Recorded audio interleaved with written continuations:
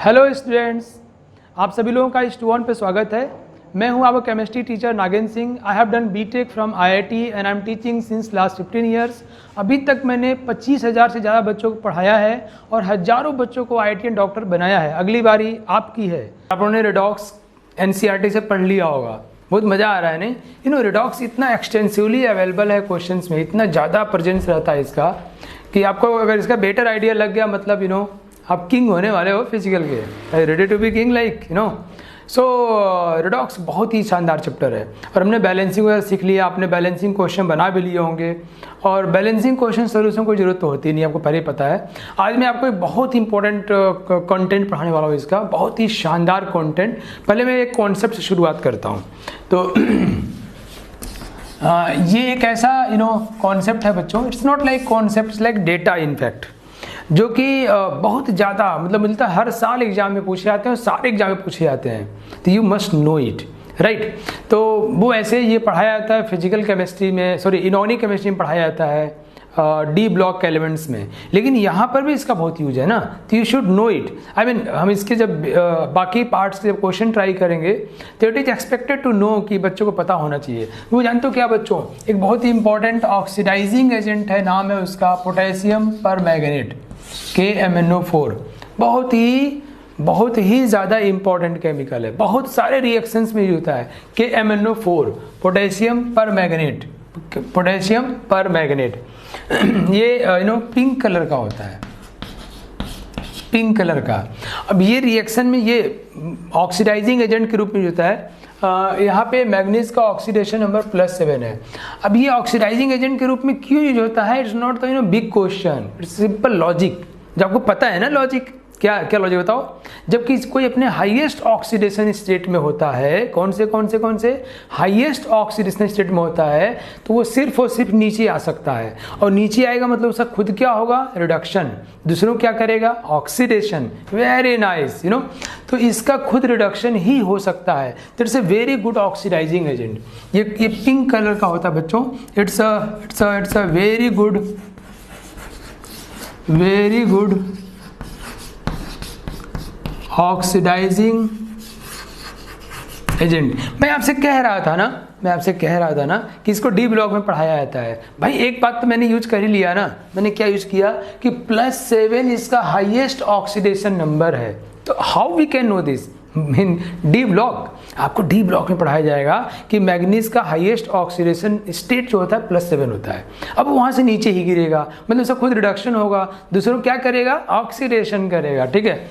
अब जानते हो एक खूबसूरत बात और क्या है कि ये अलग अलग मीडियम में, मतलब एसिडिक मीडियम में, न्यूट्रल मीडियम में, बेसिक मीडियम में अलग अलग प्रोडक्ट देता है। अब और यू नो व्हाट, ये एग्जाम में हमसे उम्मीद किया था, हमको पता होना चाहिए। फिजिकल केमिस्ट्री में, ऑर्गेनिक में, इनऑर्गेनिक में, सारे में बहुत ज़्यादा एक्सटेंसिवली यूज्ड है इसका। बहुत, और आपको नहीं पता। चलो आज पता हो जाएगा आपको। रेडी हो आप? चलो बच्चों, तो KMnO4 ये अलग अलग मीडियम में रिएक्शन करता है। एसिडिक मीडियम में, न्यूट्रल मीडियम में एंड बेसिक मीडियम में। यू कैन से ये सारे रिएक्शन pH सेंसिटिव हैं, pH सेंसिटिव हैं। अब इसका क्या मतलब हुआ? pH सेंसिटिव का क्या मतलब हुआ बच्चों? pH सेंसिटिव का मतलब ये हुआ, pH मेजर करता है कि सॉल्यूशन में कितना H+ आयन है ना, कितना एसिडिक है, बेसिक है, न्यूट्रल है। अब कोई बच्चा मान लो कितना खाना खाता है, क्या यार ये डिपेंड करता है खाना कैसा बना है। बढ़िया बन जाता, वैसे मैं खाता तो 4 रोटी हूँ, बढ़िया बन गया तो फिर 8-10 भी मार लेते हैं, खराब बना तो 2-3 पे भी आ जाते हैं। मतलब खाने के टेस्ट के प्रति वो सेंसिटिव है। आप भी करते हो क्या? है ना, हो ही जाता है, सब कुछ होता है। कई लोग तो प्लानिंग करते रहते हैं कि मैं ज़्यादा नहीं खाऊंगा और अल्टीमेटली अच्छा बन गया तो बेचारे खा ही जाते हैं, उनके वश में नहीं होता। Because they are sensitive towards the taste savour of the food.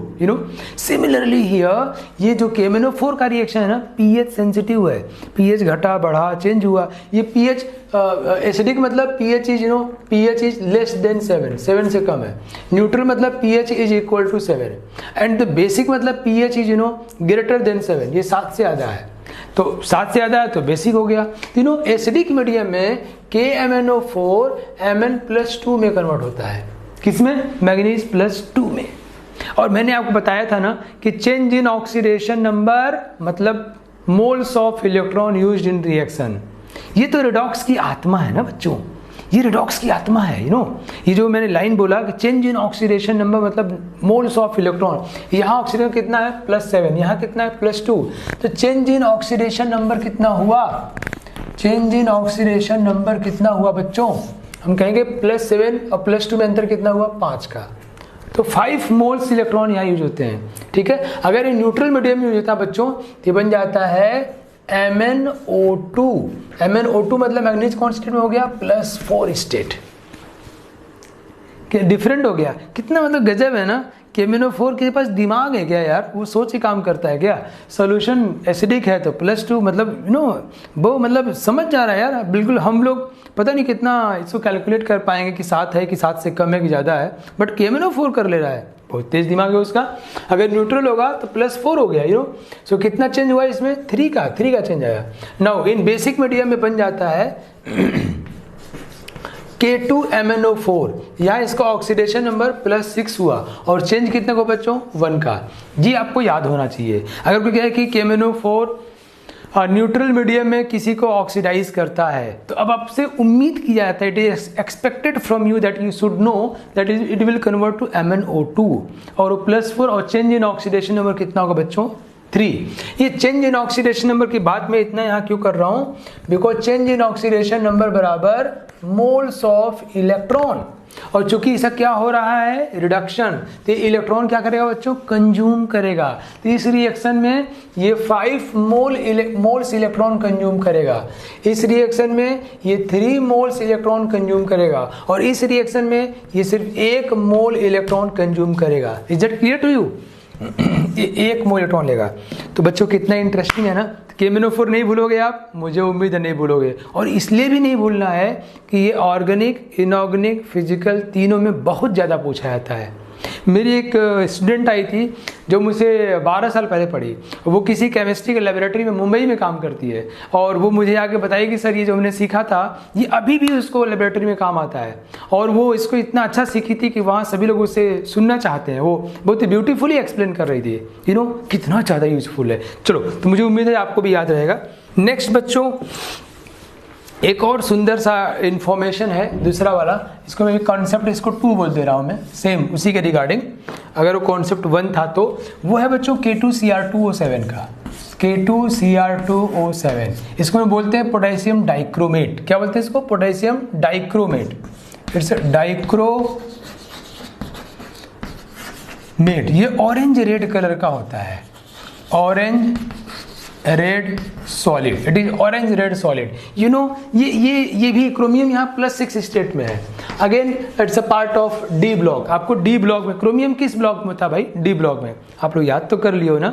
आप S ब्लॉक, P ब्लॉक और 3D के कम से कम इतनों के सभी एलिमेंट्स के नाम, एटॉमिक नंबर, मास नंबर पता होना चाहिए आपको, राइट? इलेक्ट्रॉनिक कन्फिग्रेशन वगैरह भी, ओके? तो कम से कम ये इतना पता होना चाहिए। S ब्लॉक, P ब्लॉक और 3D के। क्रोमियम कौन से में है? 3D में है, D ब्लॉक का है। तो आपको वहाँ पढ़ाया जाएगा कि +6 जो है इसका हाईएस्ट ऑक्सीडेशन नंबर है। आप तो समझ ही गए हो ना, ये हाईएस्ट है, ये घटेगा ही घटेगा। तो क्या होगा इसका? रिडक्शन। ये कैसा एजेंट होगा बच्चों? It will be oxidising agent. बहुत अच्छे, ये ऑक्सीडाइजिंग एजेंट की तरह बर्ताव करेगा। और जानते हैं क्या बन जाता है? ये बन जाता है CrO4-2। कौन से मीडियम में? अगर इसको हम बेसिक मीडियम में ट्रीट करें, बेसिक मतलब pH इज ग्रेटर देन 7, तो बन जाता है क्रोमेट। It's chromate.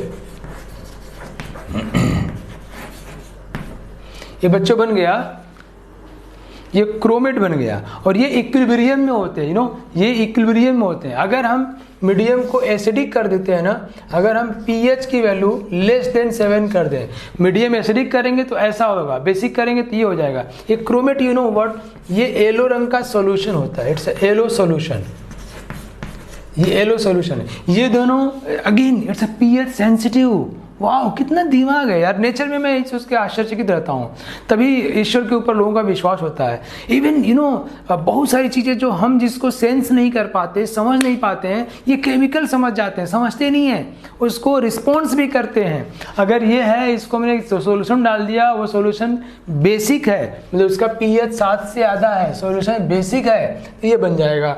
वो ऑरेंज रेड से क्या बन जाएगा, येलो। एसिडिक में डाल दोगे फिर ऑरेंज रेड हो जाएगा।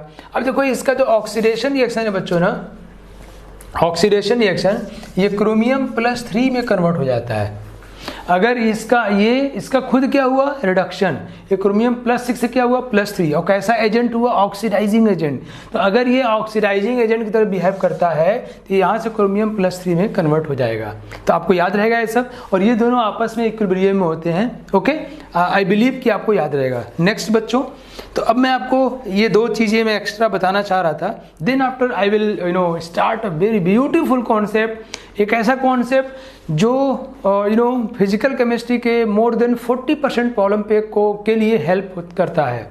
उनको सॉल्व करने के लिए बहुत मजबूत इंस्ट्रूमेंट है वो। उस कॉन्सेप्ट का नाम है बच्चों लॉ ऑफ इक्विवेलेंस। हाँ बिल्कुल आपने सही सुना, लॉ ऑफ इक्विवेलेंस। क्या है देखते हैं हम लोग। लॉ ऑफ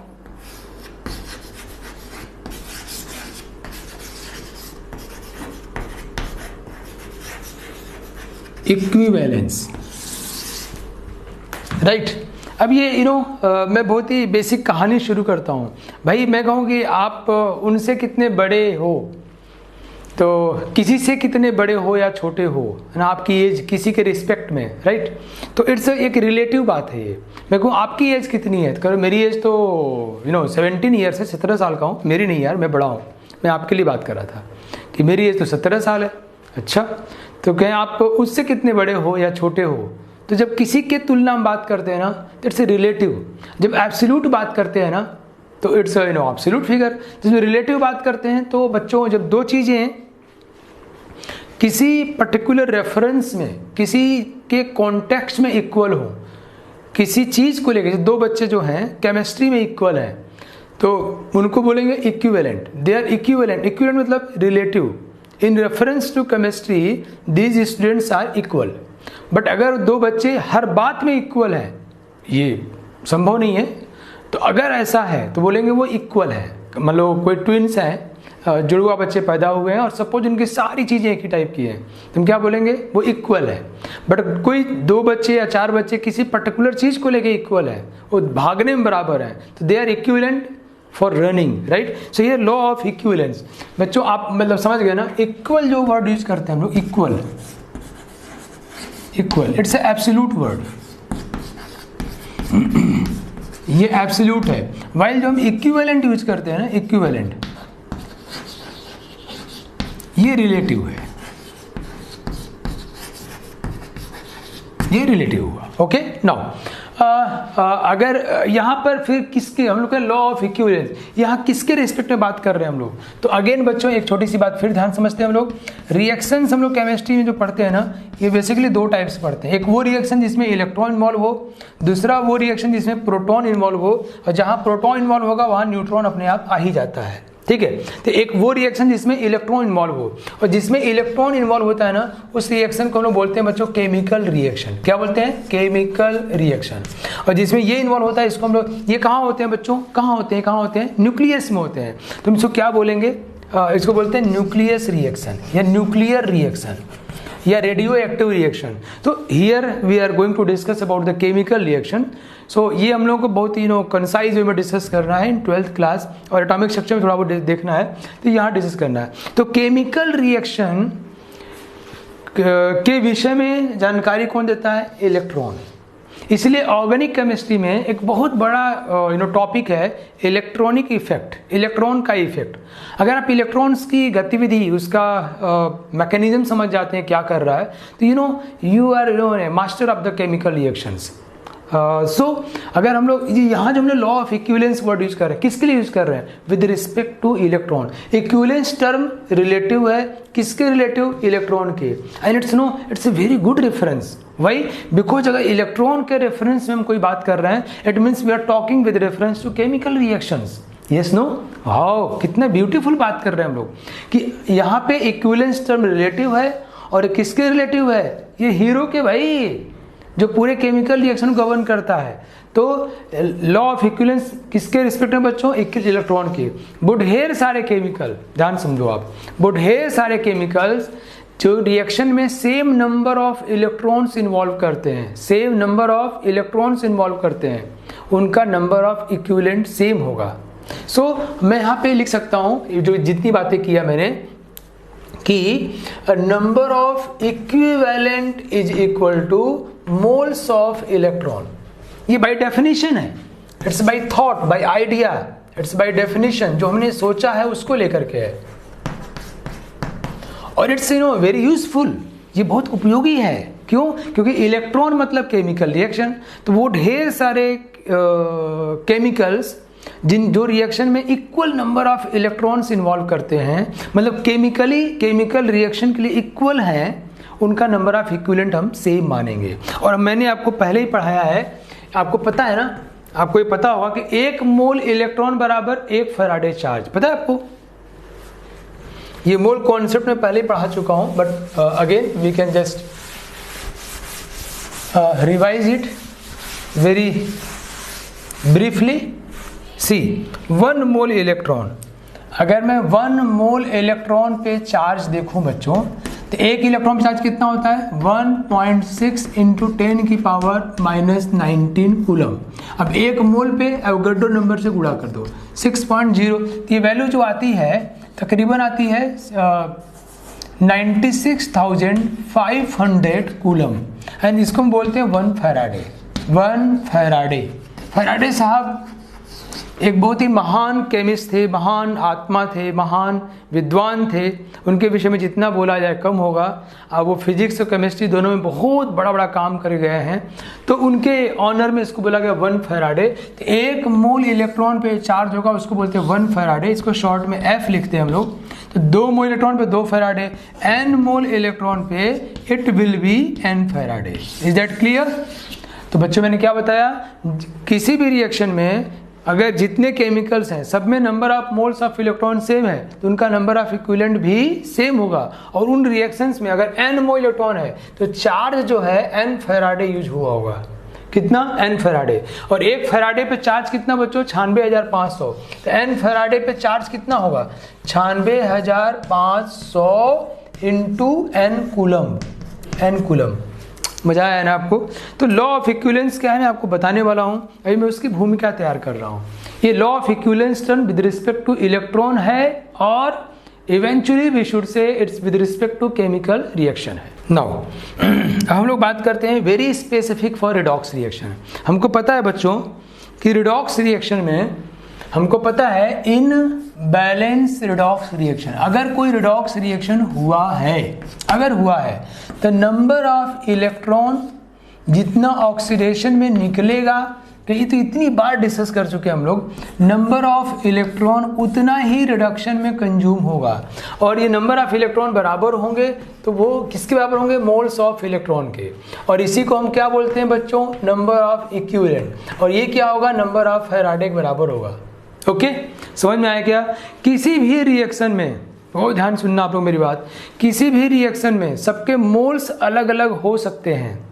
एक बच्चे का 2,000 रुपये चोरी हुआ, ठीक है, हॉस्टल से, हो सकता है कि एक ही बच्चे ने 2,000 चुराया हो सकता है 2 बच्चे मिलके चुराए हो सकता है 4 बच्चे मिलके चुराए हों।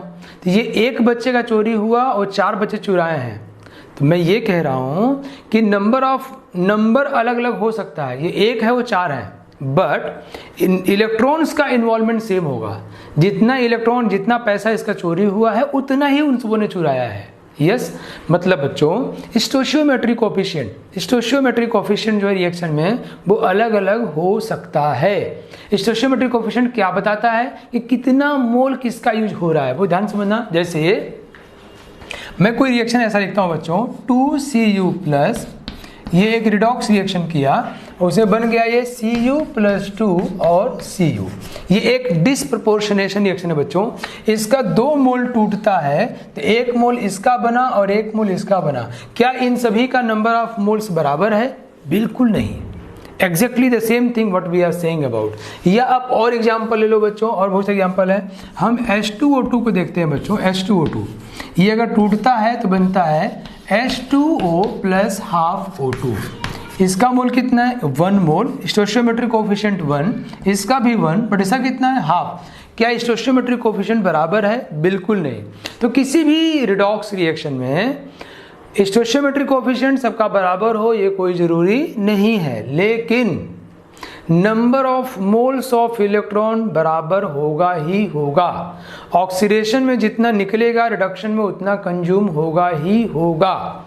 ये अगर गलत तो रिएक्शन गलत, ये अगर गलत तो रिएक्शन बैलेंस नहीं है, ये अगर गलत तो क्वेश्चन गलत, मतलब हम फिर सवाल ही गलत है वो तो इसी को मतलब किसी फॉर एनी रिएक्शन और मतलब सभी का स्टोइचियोमेट्रिक कोफिशिएंट बराबर हो ये कोई ज़रूरी नहीं है, लेकिन मोल्स ऑफ इलेक्ट्रॉन जरूर बराबर होगा। तो हम क्या बोलेंगे? और मोल्स ऑफ इलेक्ट्रॉन बराबर है मतलब अगर मैं कोई रिडॉक्स रिएक्शन ऐसा लिखता हूँ बच्चों, AX plus BY is equal to CZ।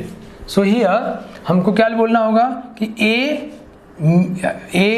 B C may और may not be equal, may और may not be equal, वो सेम हो भी सकते हैं और नहीं भी हो सकते हैं। may और may not be equal, वो सेम हो भी सकते हैं और नहीं भी हो सकते हैं, लेकिन जो number of moles of electron है इन्वॉल्व इन रिएक्शन में जो इन्वॉल्व हुआ must be same for all, must be same for all, वो सभी के लिए निश्चित रूप से बराबर होगा। जितना मोल इलेक्ट्रॉन इसमें यूज हो रहा है वो सभी के लिए निश्चित रूप से बराबर होगा, अदरवाइज ये रिडॉक्स रिएक्शन कंप्लीट नहीं होगा। ये बिल्कुल फॉर्म, और इसी बिलीफ पर पूरा लॉ ऑफ इक्विवेलेंस बना हुआ है और इसी बिलीफ से हम बहुत सारे सवाल कर डालते हैं। तो बच्चों इसका मतलब ये number of moles of electron is equal to number of equivalent is equal to number of Faraday. It's very so we can say, हम कह सकते हैं कि स्टोइचियोमेट्रिक कोफिशिएंट आपस में बराबर हो या ना हो, लेकिन अगर रिएक्शन बैलेंस है, अगर रिएक्शन कंप्लीट है, तो जितना इक्विवेलेंट x का होगा उतना ही इक्विवेलेंट y का होगा, उतना ही इक्विवेलेंट z का होगा। और इसी को हम क्या बोलते हैं? Law of equivalence. मतलब लॉ ऑफ इक्विवेलेंस क्या है? लॉ ऑफ इक्विवेलेंस अकॉर्डिंग बच्चों states that, law of equivalence states that all components of a complete redox reaction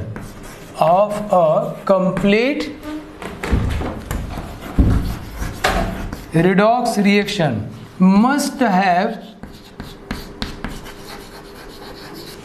have equal equivalents, must have same equivalents, उनका equivalents जरूर same होगा।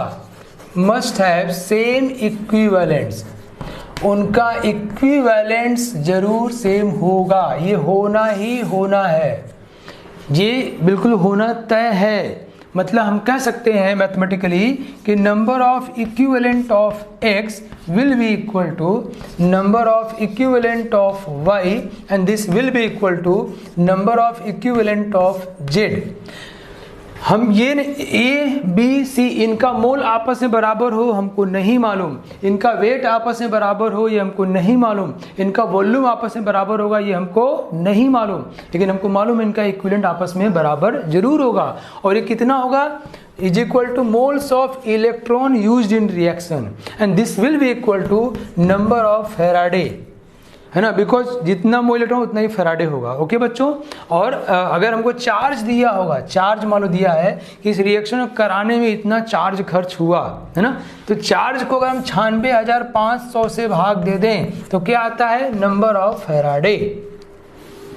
अगर हमको ये सवाल दे दिया कि इस रिएक्शन को कराने में इतना चार्ज खर्च हुआ, तो चार्ज को 96,500 से भाग दे दो, क्योंकि एक फैराडे बराबर 96,500, जितना चार्ज को इससे भाग दोगे उतना फैराडे आ जाएगा।